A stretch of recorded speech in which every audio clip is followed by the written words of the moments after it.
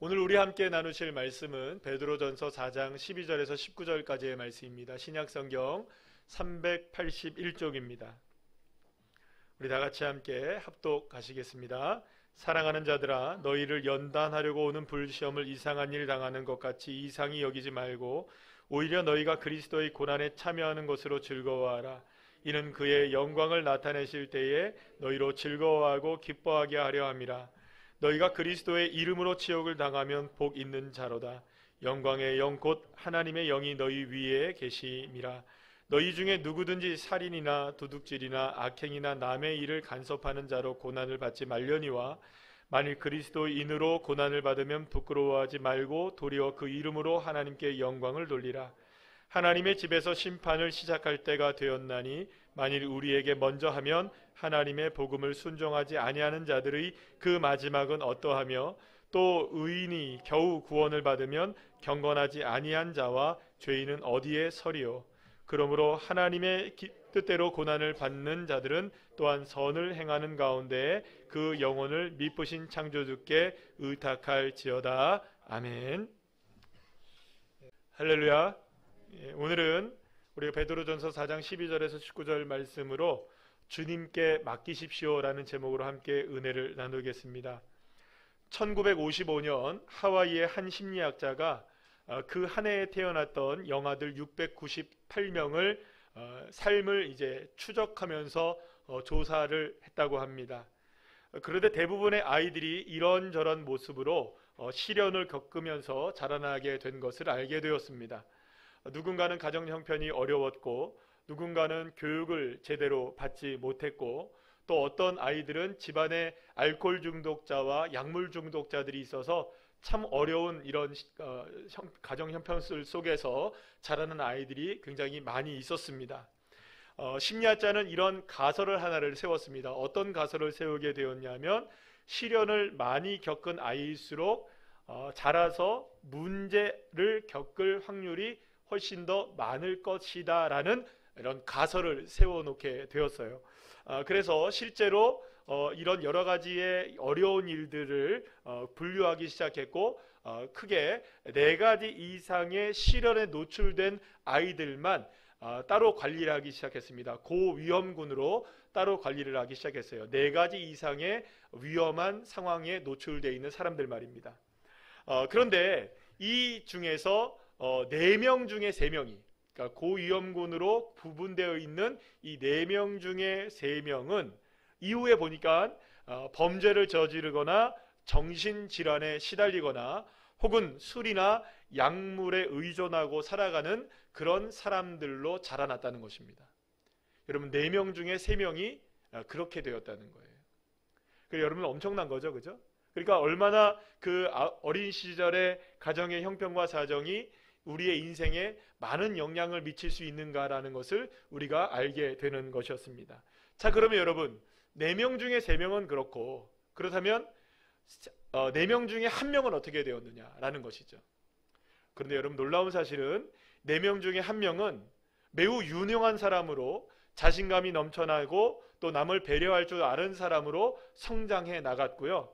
또 그들 중에서 많은 이들은 또 부모보다 더 나은 가정 환경을 꾸리게 되었고 좋은 배우자를 만나고 좋은 직장에서 직장 생활을 하고 행복한 가정을 이루게 되었던 것을 보게 됩니다.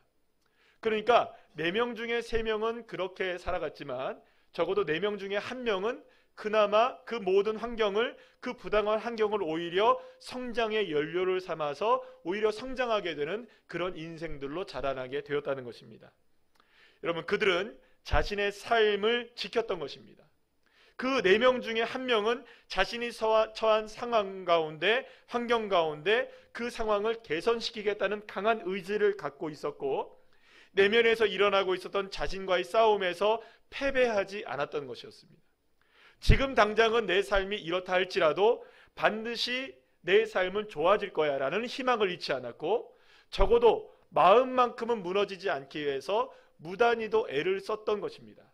그래서 그들은 모든 사람들이 환경이 좋지 못해서 다 어려운 삶을 살아갈 수밖에 없는 그런 상황이었다 할지라도 그 상황을 뚫고 일어나서 성공적인 인생을 살게 되었다라는 것이죠. 그런데 이런 사람들을 우리가 보통 어떤 사람들이라고 부르냐면 한번 따라해 볼까요? 슈퍼노멀. 따라합시다. 슈퍼노멀. 이런 슈퍼노멀이라는 사람은 어떤 사람들을 이야기하냐면요, 평범함 속에 존재하는 비범한 아름다움을 가진 사람들을 가리켜 말하는데요, 어떤 특별한 능력을 가진 사람들을 말하는 것이 아니라 우리 주변에 흔히 볼 수 있는 사람, 상처받으면 상처받고 울면 울게 되고 또 기쁘면 함께 웃는 작은 것으로도 소소한 행복을 느낄 수 있는 그런 평범한 사람들, 그런 평범한 사람들이지만 그 어떤 사람들보다 회복 탄력성이 뛰어나서 평범한 상황 가운데 그 상황을 훌쩍 뛰어넘는, 그래서 노멀, 그러니까 평범한 노멀을 뛰어넘는 슈퍼노멀이 될 수 있다는 것이었습니다. 자, 그런데 슈퍼노멀은 그냥 일반적인 의미로서의 슈퍼노멀이라는 사람들도 있겠지만 제가 보니까 여러분들 중에서도 슈퍼노멀이 굉장히 많은 것 같아요. 평범하지만 비범하신 분들, 그죠? 평범하지만 놀라운 역사를 만들어내신 분들 얼마나 많아요. 자, 그런데 그렇게 생각하면은 믿음에도 여러분들 슈퍼노멀이 있을까요, 없을까요? 있을 거라는 생각이 들어요. 어떤 상황이 다가와도 그런 상황에 무너지지 않고 오히려 그 상황을 연료 삼아서 주님께로 더 가까이 나가고 주님을 더 바라보고 주님 앞에 더 충성하고 주님 앞에 더 순종하는, 상황에도 불구하고 여러 가지 어려운 상황에도 불구하고 그렇게 더 주님의 사람으로 세워주는 믿음의 슈퍼노멀도 분명히 존재한다는 것이죠. 자, 그렇다면 우리가 성경에서 만날 수 있는, 여러분들도 물론 제가 볼 때는 많은 분들이 믿음의 슈퍼노멀 같은데요, 그래도 우리가 객관적으로 증명된 사람들만 우리가 한번 생각해 보죠. 성경에 나오는 여러분들 믿음의 슈퍼노멀 어떤 사람들이 있을까요? 성경에 나오는 사람들 대부분이 믿음의 슈퍼노멀이겠지만 여러분 아브라함 그렇죠? 또 요셉도 아마도 슈퍼노멀인 것은 분명해 보입니다. 또 모세 역시 슈퍼노멀 같습니다. 또 다윗은 슈퍼노멀의 정말로 놀라운 본보기라고 말할 수가 있을 것 같습니다. 또 다니엘도 느헤미야도 그렇고요. 에스더와 같은 사람도 그런 사람이라고 말할 수가 있을 것입니다. 또 성경에 나오는 수많은 선지자들도 슈퍼노멀이었던 것 같고요. 또 신약 성경으로 넘어오면 오늘 베드로전서를 쓰고 있는 이 베드로도 슈퍼노멀이며, 또 성경의 신약 성경의 13권이나 쓰게 되었던 위대한 사도였던 사도 바울 역시 슈퍼노멀이라고 부를 수가 있을 것입니다. 자, 그렇다면 이들은 어떻게 믿음의 슈퍼노멀이 될 수 있었던 것일까요? 그러나 이들이 처했던 삶은 참으로 절망적인 상황과 희망이 없는, 좌절할 수밖에 없는 상황 가운데 살았던 것을 우리가 보게 됩니다. 여러분, 노멀이 평범하다는 것이라고 생각한다면 여러분들 이거보다도 못한, 보통 우리가 그것을 루저라고 얘기하죠. 루저, 실패자. 그러니까 사실은 노멀은커녕 루저의 인생을 살아갈 수밖에 없었던 사람이 바로 지금 방금 소개시켜드린 그런 인생들이었다라고 할 수가 있습니다. 여러분 생각해 보세요. 아브라함은 100세가 되어서도 더 이상 아이를 낳을 수 없는 그런 상황에 처해 있었습니다. 요셉은 어떻습니까? 채색 옷을 입고 부모님께 참으로 사랑을 받던 존재였지만 하루아침에 형제들에게 버림을 당하고 노예가 되어지고 감옥에 갇혀 지내게 되는 죄수가 되어진 인생이었습니다. 모세는 여러분 왕궁에서는 살게 되었지만 한순간에 살인자가 되어서 40년 동안 광야에서 숨어 사는 도망자의 인생을 살았던 사람이었습니다. 다윗은 어떻습니까? 목동이었습니다. 형제들 중에서 가장 어린 아이였고요. 그래서 그는 정말로 성공 가능성이 없었던 목동에 불과했습니다. 그래도 나름대로는 성공해서 왕궁에서 일하게 되었지만 사울 왕에게 쫓겨나고 때로는 반역자가 되어서 쫓겨나게 되어서 그가 살던 곳은 어디였습니까? 동굴에서 살고요. 적진에 들어가서 침을 흘리며 미친 척하며 살아갔어야 된 인생이 누구였습니까? 다윗이었습니다. 다니엘과 느헤미야는 어떻습니까? 포로기에 끌려가서 나라를 잃은 청년 세대로 살아야 했던 것입니다. 얼마나 비참한 인생을 살았겠습니까? 여러분, 베드로는 어떻습니까? 베드로는 예수님의 수제자라고 불렸습니다. 그런데 여러분, 자신의 스승인 예수님을 배반한 것도 부족해서 저주하며 도망치는 자가 되었습니다. 배신자가 되었습니다. 도망자가 된 인생이 누굽니까? 베드로였습니다. 사도 바울은 어떻습니까? 아예 예수를 모르는 사람이었어요. 그리고 예수님을 믿는 사람들을 어떻게 했습니까? 찾아다니며 죽이는 사람이었단 말이에요. 여러분, 이런 모든 사람들의 한 사람 한 사람의 면면들을 보게 되면 그들의 처한 상황들은 쉽게 그 상황을 뛰어넘을 수 있는 상황에 처해 있지 않았습니다. 그 누구도 그들이 이 상황을 뛰어넘을 수 있는 그런 능력이라고는 가지고 있는 사람들이 아무도 없었습니다. 그들은 어떤 표현으로 쓰자면 실패자였고요, 루저였고, 그런 삶에 던져져 있었고, 그들 앞에는 절망과 좌절만이 놓여져 있었던 것이었습니다. 때로는 회복이 불가능한 상태에 놓여 있기도 했습니다. 하지만 그러한 상황 가운데 그들이 처해 있다 할지라도 한 가지 그들에게는 분명한 확신 하나만큼은 가지고 있었던 것입니다. 그것은 자신의 삶을 모두 하나님께 맡기는 믿음이 그들에게 있었던 것입니다. 할렐루야. 그리고 그 믿음을 가지고 있었기 때문에 모든 상황을 뛰어넘어서 평범하지 못한 루저의 상황 가운데 있었지만 그 상황을 뛰어넘게 하시는 하나님의 능력을 그들은 모두가 다 경험하게 되었던 것입니다. 자, 그렇다면 사랑하는 여러분, 어떻게 하면 저와 여러분도 평범함을 넘어서, 실패를 넘어서 슈퍼노멀의 믿음을 가질 수 있는가? 우리도 이러한 신앙의 선배들과 같이 상황을 뛰어넘을 수 있는 믿음의 사람으로 어떻게 세워질 수 있는 것일까요? 사실 우리의 삶에 다가오는 시험과 고난은 좀처럼 우리에게 익숙해지지가 않습니다. 여러분, 제가 요즘에 일을 이렇게 하다가 많은 일을 하는 것도 아닌데 뭘 하다 보면 자꾸 손에 이렇게 베고 찔리고 이렇게 자꾸 상처가 나요. 제가 조심을 하지 않아서 그런가 봐요. 오른손만 상처가 나요. 희한하죠? 그런데 여러분, 상처가 작아요. 크지도 않아요. 그런데 여러분, 한 개가 두 개가 생기고 세 개가 네 개가 합치면 5, 6개가 있는 것 같아요. 그런데요, 이 작은 상처도 익숙해지지가 않아요. 작은 상처가 나도 아파요. 매우 아파요. 또 상처가 나면 또 아파요. 작아도 아파요, 여러분. 사랑하는 여러분, 저와 여러분의 삶이 그렇지 않습니까? 아무리 우리의 삶에 끊임없이 다가오는 상처가 있고 어려움이 있고 고난은 끊임없이 다가오잖아요. 여러분, 상처와 고난이 끊어지던가요? 안 끊어지던가요? 오늘 추워서 입이 다 얼으셔가지고 끊어지던가요? 안 끊어지던가요? 안 끊어지더라고요. 괜찮은가 싶으면 다시금 상처를 당하고, 괜찮은가 싶으면 고난이 몰려오고, 또 이것이 잊을만 하게 되면 또다시 시험이 다가오고, 여러분, 아주 작더라도 아주 크더라도 작든 크든 상관없이 그 고난이 가끔 있어도 여러분들 사실은 우리에게 익숙해지지가 않아요.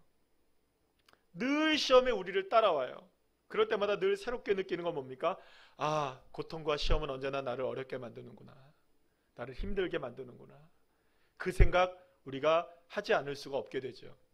자, 그런데 여러분, 오늘 본문에서 베드로는 12절 13절 말씀에서 우리에게 이런 말씀을 합니다. 우리 다 같이 한번 읽어볼까요? 시작.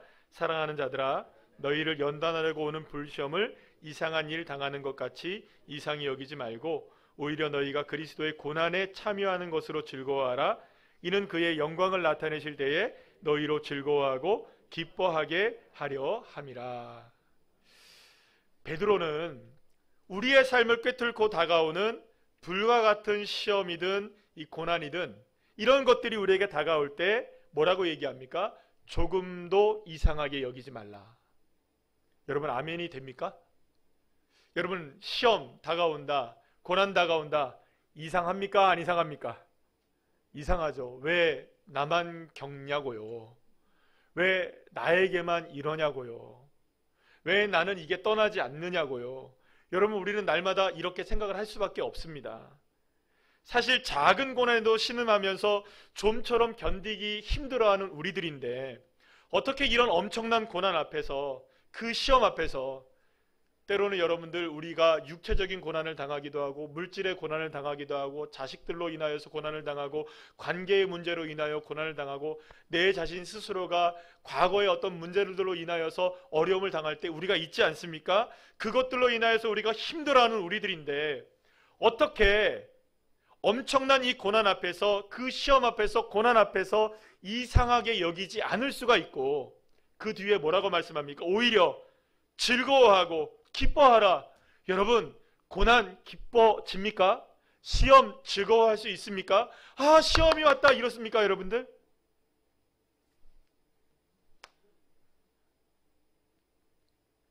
어떻게 즐거워할 수 있겠습니까?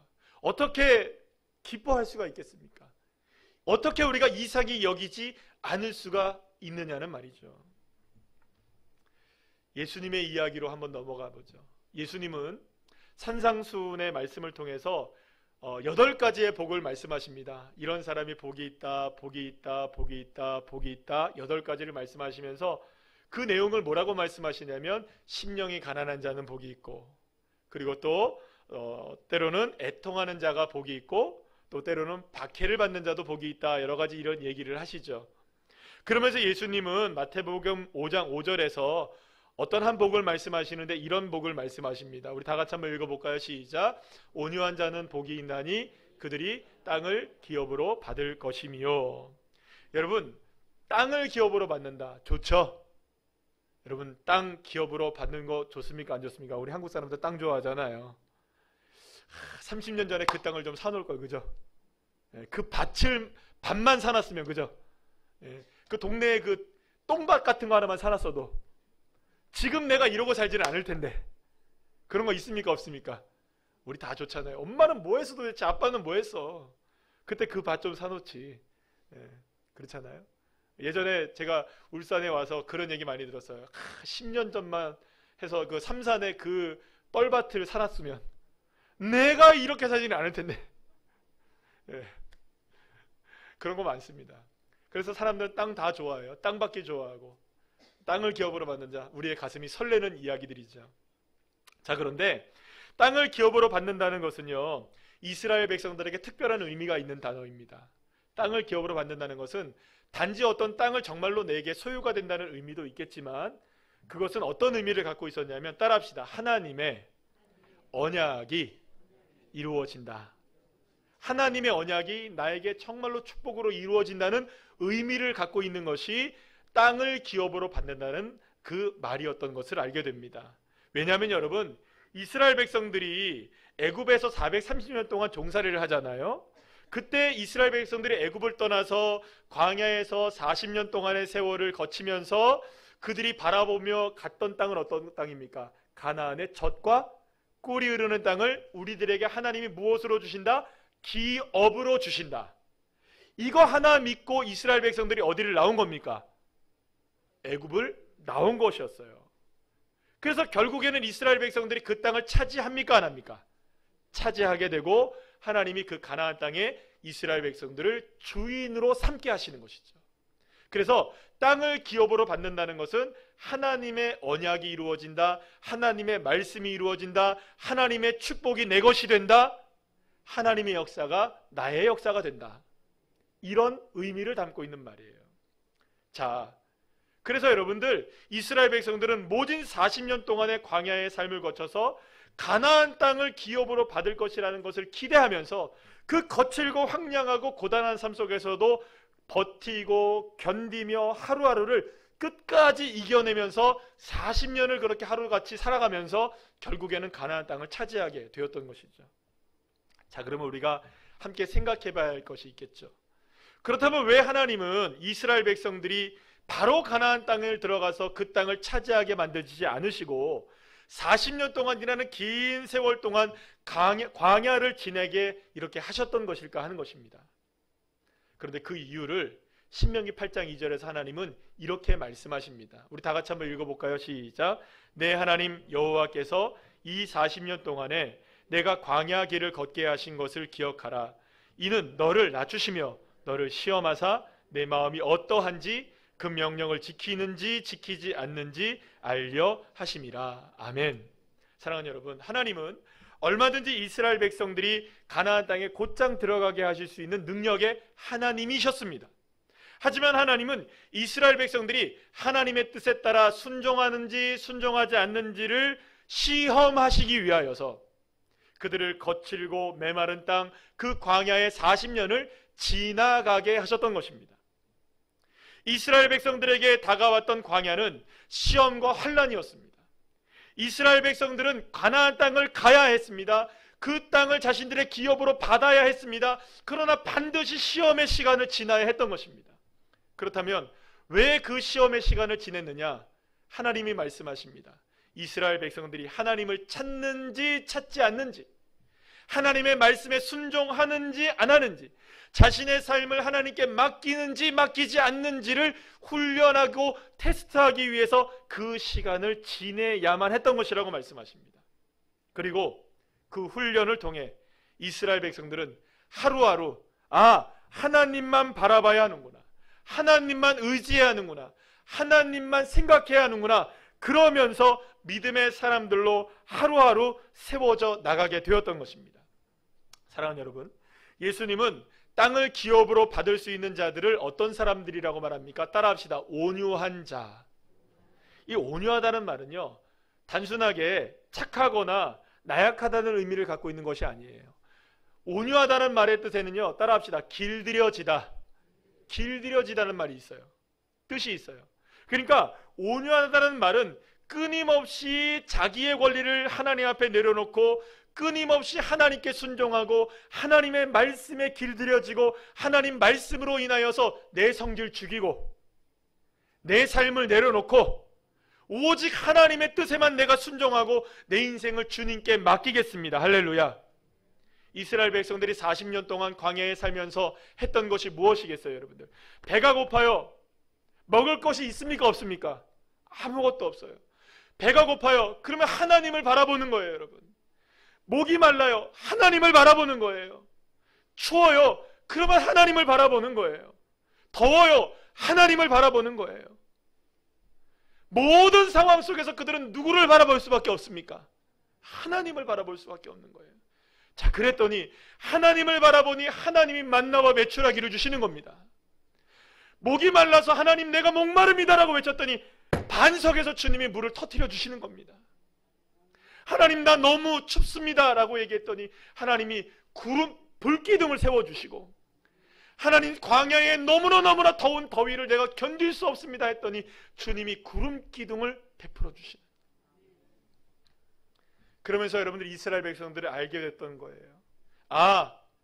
광야는 거친 모진 이 고통과 환난은 오직 하나님께만 맡기면 되는 거구나.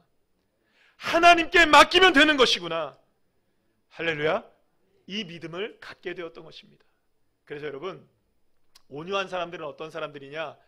자신이 처한 상황이나 이 세상을 향해서는 반대 정신을 가지고 있는 사람들. 그러나 하나님에 대해서는 어떤 믿음을 가진 사람? 순종의 믿음을 가진 사람들인 것입니다. 사랑하는 여러분, 이 세상에 대해서 반대 정신을 가진 사람, 따라합시다. 반대 정신. 이 세상에 대해서 반대 정신을 가진 사람들이라는 것은 나에게 다가오는 어떠한 시험과 고난과 환난을 당한다 할지라도 이상하게 여기지 않는 겁니다. 반대로 생각하는 겁니다. 아니다, 이것이 오히려 구름기둥과 불기둥을 경험할 수 있는 기회가 되는 것이고, 만나와 메추라기를 경험할 수 있는 기회가 되는 것이고, 반석에서 터지는 물을 경험할 수 있는 기회가 되는 것이구나. 할렐루야. 반대 정신으로 생각하는 겁니다. 환난과 고난이 다가오고 어려움이 다가오고 시험이 끊임없이 다가와서 우리의 삶을 모질게 만드는 상황이 우리에게 있다 할지라도 이상하게 여기지 않는 반대 정신으로 생각하는, 그리고 하나님에게 대해서는 순종하는 믿음. 주님 그렇습니다. 내가 주님께 순종하겠습니다. 내 배고픔도 내 목마름도 내 추위와 내 더위도 내 삶의 모든 것도 누구에게 맡깁니까? 하나님 주님께 맡기겠습니다.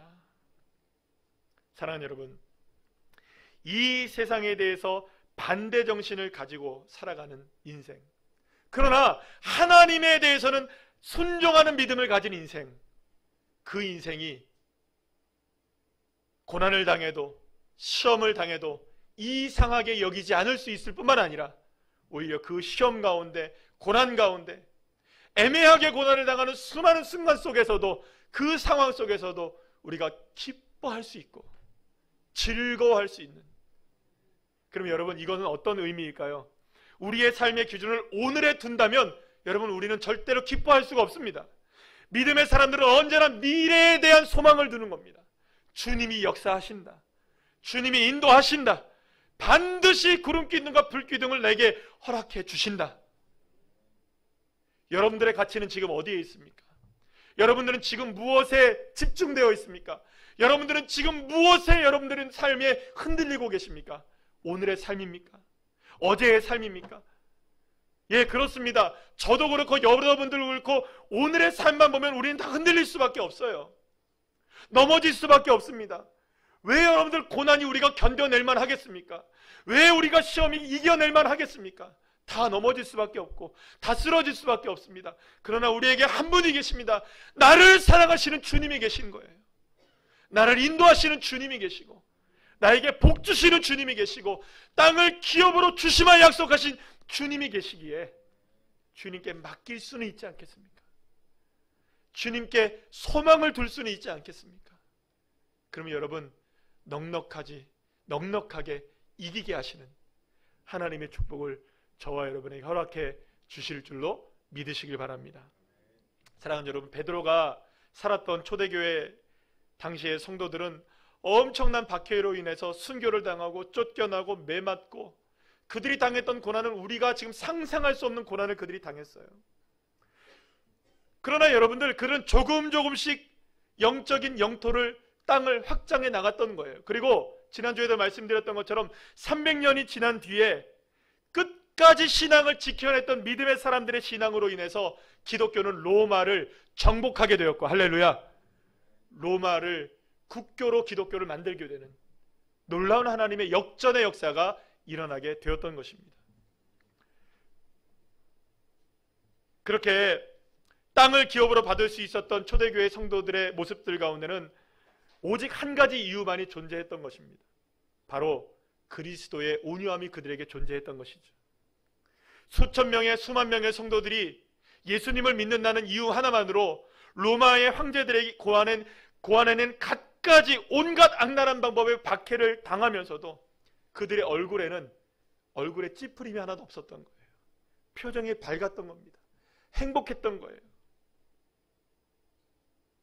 나를 위해 죽으신 주님, 그 주님 생각하면서요, 여러분, 내가 주님 위해서 죽을 수 있다는 사실이 얼마나 기뻤는지 그들의 얼굴에는 환희가 넘쳐났던 거예요. 여러분 생각해 보세요. 베드로가 얼마나 기가 막혔을까요, 여러분? 주님의 십자가의 앞에 두고 자신은 꾸벅꾸벅 졸고 주님을 위해서 기도도 못한 인생이었는데, 이제는 여러분, 예수님을 위해서 믿는다는 이유로 십자가에서 자신도 죽어야 될 때 거꾸로 자기는, 나는 똑바로 설 수가 없습니다, 그리고 거꾸로 매달아 주세요 해서 거꾸로 매달아서 죽어갈 때 여러분들 그 아픔과 고통 속에서도 여러분들 베드로는 아야 소리를 했을까요? 여러분, 고통의 소리를 질렀을까요? 스데반이 돌에 맞아 죽을 때 그는 하늘에 열려진 문을 바라보고 있었어요. 그의 얼굴은 광채처럼 빛났어요. 돌을 던지면 그를 죽였던 사람들이 그 모습을 보고 예수를 믿게 되었던 것입니다. 베드로를 순교시키고 수많은 믿음의 사람들을 순교시켰던 그 사람들이 다시금 예수를 믿게 되었던 거예요. 그들의 온유한 모습을 보고. 그리고 이렇게 고난과 시험과 환난 속에서도 하나님을 생각함으로 그들은 아름다워질 수 있었던 것이고, 그들이 그렇게 하나님께 모든 것을 맡기고 순종하며 나갈 때 결국 하나님의 나라를 기업으로 받는, 할렐루야, 그 유업을 누리게 된 줄로 믿으시길 바랍니다. 여러분들 혹시 아시는지 모르겠지만 국제 예수 전도단을 설립하시고 하와이 열방대학의 총장을 지내셨던 이 로렌 커닝햄 선교사님이란 분이 계세요. 아주 신실하시고 참 멋진 분이신데요, 이분이 세상을 향해 우리가 반대 정신을 가지고 하나님에 대해서는 순종하는 믿음을 가진 사람을 이렇게 표현합니다. 따라합시다. 슈퍼양. 슈퍼램이라고 얘기하는데 슈퍼양. 자, 오늘 제가 말씀을 시작하면서 이런 얘기를 드렸죠. 평범한 속에서 비범한 존재로 아름다움을 가진 사람으로 세워지는 그 사람들, 그래서 그 어떤 사람들보다도 회복 탄력성이 뛰어난 사람들을 가리켜 뭐라고 부른다고요? 슈퍼 노멀이라고 부른다고 제가 말씀을 드렸습니다. 자, 그리고 믿음에도 이러한 무엇이 있다고요? 슈퍼 노멀이 있다고 말씀을 드렸는데, 바로 이 슈퍼 노멀이 로렌 커닝햄 목사님에게서는 무엇이라고 표현되냐 하면 슈퍼 양이라고 표현되었던 거예요. 그렇다면 모든 상황을 뛰어넘는 이 슈퍼 양은 어떤 믿음의 사람을 이야기하는 것일까요? 과연 이 슈퍼 양은 어떤 사람을 슈퍼 양이라고 이야기하는 것일까요? 그런데 다윗이 시편 23편을 통해서 놀랍게도 슈퍼 양이 어떤 사람인지에 대해서 너무나 잘 고백한 이야기가 있습니다. 우리 다 같이 한번 읽어볼까요? 시편 23편 1절에서 6절까지의 말씀입니다. 다 같이 시작. 여호와는 나의 목자시니 내게 부족함이 없으리로다. 그가 나를 푸른 풀밭에 누이시며 쉴 만한 물가로 인도하시는도다. 내 영혼을 소생시키시고 자기 이름을 위하여 의의 길로 인도하시는도다. 내가 사망의 음침한 골짜기로 다닐지라도 해를 두려워하지 않을 것은 주께서 나와 함께 하심이라. 주의 지팡이와 막대기가 나를 안위하시나이다. 주께서 내 원수의 목전에서 내게 상을 차려주시고 기름을 내 머리에 부으셨으니 내 잔이 넘치나이다.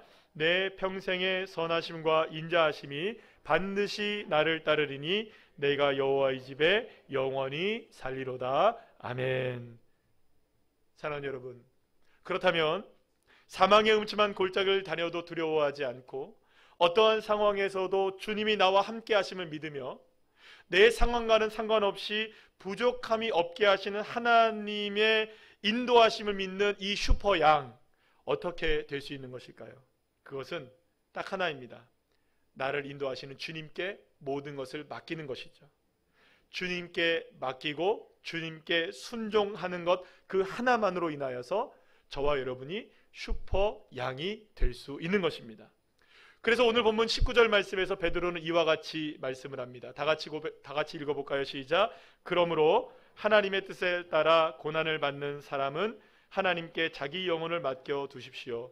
하나님은 우리를 지은 분이시니 우리 영혼을 지켜주실 것입니다. 흔들리지 말고 옳은 일에 계속 힘쓰기를 바랍니다. 아멘. 사랑하는 여러분, 어떠한 시련과 시험과 고난과 환난이 우리에게 다가와도 이상한 일 당한 것처럼 이상하게 여기지 않고 오히려 즐거워하고 기뻐할 수 있고, 그러한 상황을 오히려 하나님께 영광을 돌릴 수 있는 이 슈퍼양이 될 수 있는 길은 딱 하나입니다. 내 인생의 삶, 나의 모든 것을 하나님의 손에 올려드리는 것입니다. 한번 우리 따라해 볼까요? 내 삶을 따라하세요. 내 삶을 하나님의 손에 올려드린다. 다시 한번, 내 삶을 하나님의 손에 올려드린다. 믿습니까?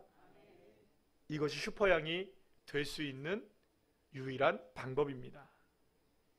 예수님도 십자가에서 마지막에 이렇게 고백을 하세요. 그 처절한 고통 속에서 우리 다 같이 한번 읽어볼까요? 예수께서 큰 소리로 불러 이르시되 아버지, 내 영혼을 아버지 손에 부탁하나이다 하고 이 말씀을 하신 후 숨지시니라. 예수님이 죽음을 앞두시고 마지막으로 하신 것이 무엇입니까? 자신의 삶을 하나님의 손에 맡겨드리는 것이었어요. 그러고 보면 예수님은 언제나 하나님 손에 자신의 인생을 맡겨드렸습니다. 겟세마네 동산에서도 땀방울이 핏방울이 되도록 기도하시면서도 아버지의 뜻대로 되기를 원하나이다 기도하셨던 주님이셨던 것입니다. 그리고 자신의 영혼을, 자신의 심장을, 자신의 모든 것을 하나님의 손에 맡기는 삶이 주님의 삶이었던 것입니다. 그리고 그렇게 예수님의 십자가는 이 세상 저와 여러분을 구원하는 빛으로 다가오게 되셨고 부활의 능력으로 나타나시게 되었던 것입니다. 사랑하는 여러분, 어떻게 믿음의 슈퍼노멀이 될 수 있을까? 어떻게 저와 여러분도 슈퍼양이 될 수 있을까요? 내 삶에 다가오는, 끊임없이 다가오고 지금도 우리를 괴롭히고 있는 이 많은 시험과 환난과 고통을 이상한 것으로 여기지 않고 어떻게 반대정신으로 즐거워하며 기뻐하며 하나님께 영광을 누리는 슈퍼양이 될 수 있는 것일까요? 그것은 내가 처한 상황이 어떠하든, 여러분, 마귀가 나를 향해 어떠한 문제들로 참소하며 나의 삶을 조목조목 파헤치면서, 너 그러면서도 예수 믿는다고 할 수 있어? 너 그러면서도 하나님의 자녀라고 말할 수 있어? 너가 그렇게 살면서도 하나님이 너를 사랑하신다고 생각할 수 있어? 때로는 여러분, 우리에게 다가옵니다. 마귀가 이렇게 얘기해요. 지난 한 주 쉬어보니까 괜찮지? 예배 좀 빠져보니까 살만하지? 원래 주말과 주일은 너의 것이야. 수많은 소리와 수많은 이야기들로 우리에게 다가오면서 때로는 우리를 겁박하기도 하고 때로는 우리를 회유하기도 하고, 여러분, 마귀는 여러분들 우는 사자와 같이 두루다니며 삼킬 자를 찾아요. 정말로.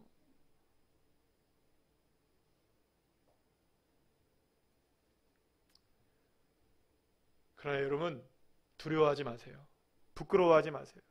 아무리 마귀가 우리를 참소하여서 우리를 부끄럽게 만들고 부족하고 연약한 모습들이 우리에게 드러난다 할지라도, 때로는 우리가 죄를 졌다 할지라도 그 자리에서 나를 사랑하시는 하나님을 바라보는 자리로 나아가서 주님께 내 삶을 온전히 맡겨드릴 때, 할렐루야, 그러면서 기도할 때, 따라합시다. 기도하자.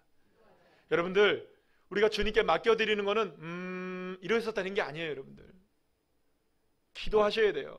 주님 맡깁니다. 고백하셔야 돼요. 물론 주님 내 마음의 신음도 알아들으시는 분이시지만 주님 고백하기를 원하고 계세요. 왜냐하면 주님께 부를 때, 주님을 부를 때, 주님께 기도할 때, 주님을 찾을 때 주님이 영광 받으시기 때문이에요. 그때 비로소 우리는 슈퍼양이 될 수 있는 거예요. 시편 50편 15절 말씀 우리 다 같이 한번 읽어볼까요? 시작. 환난 날에 나를 부르라. 내가 너를 건지리니 네가 나를 영화롭게 하리라. 아멘. 사랑하는 여러분, 우리가 주님을 부를 때마다, 우리가 시험을 당하고 환난을 당하고 어려움을 당하고 그 상황과 그 형편, 오늘의 여러분들이 처한 그 상황 속에서 주님을 부르기만 하시면 됩니다. 주님을 찾기만 하시면 됩니다. 내 삶을 하나님의 손에 맡겨드리기만 하면 되는 것입니다. 그러면 주님이 영광을 받으시는 거예요. 주님이 영화롭게 되는 거예요. 여러분, 이것만큼 쉬운 일이 어디 있어요? 하나님이 영광을 받으신대요. 내 아픔을 통해서도 영광을 받으시고, 내 슬픔을 통해서도 영광을 받으시고, 내 눈물을 통해서도 영광을 받으시는 하나님이신 거예요. 왜 안 하시는 거예요, 그거를? 아프다고 뒤로 물러가지 마시고, 고통 중에 있다고, 시험 중에 있다고 여러분들 포기하지 마세요. 그 상황에서 주님을 찾으시라고요. 그 주님을 만나시라고요. 제발. 그때야말로 주님이 영광을 받으시는 때란 말이에요. 조금만 어려움이 있으면 뒤로 물러가 버리잖아요. 조금만 어려움이 있으면 포기해 버리잖아요. 여러분, 우리 하나님이 나를 사랑하지 않는다, 왜 나는 계속 이렇게 될까 저렇게 될까? 여러분, 얼마나 많은 순간 우리가 포기하고 낙심하고 손을 들어 드리고 무릎을 풀어버립니까? 우리가 환난 날에 나를 부르라. 그것이 네가 나를 영화롭게 하는 것이다. 여러분, 슈퍼양이란 내 힘이 많은 양을 얘기하는 게 아니에요. 슈퍼양이란 목자의 음성을 듣고 목자가 하라는 대로 하고, 목자가 가라는 대로 가고, 목자가 인도하는 대로 인도함을 따르는 자가 슈퍼양이 되는 거예요. 목자가 사랑하는 양이에요. 목자가 애지중지하는 양이에요. 목자가 여러분들 그 양을 바라보면서 기쁨을 이기지 못하여 하는 거예요.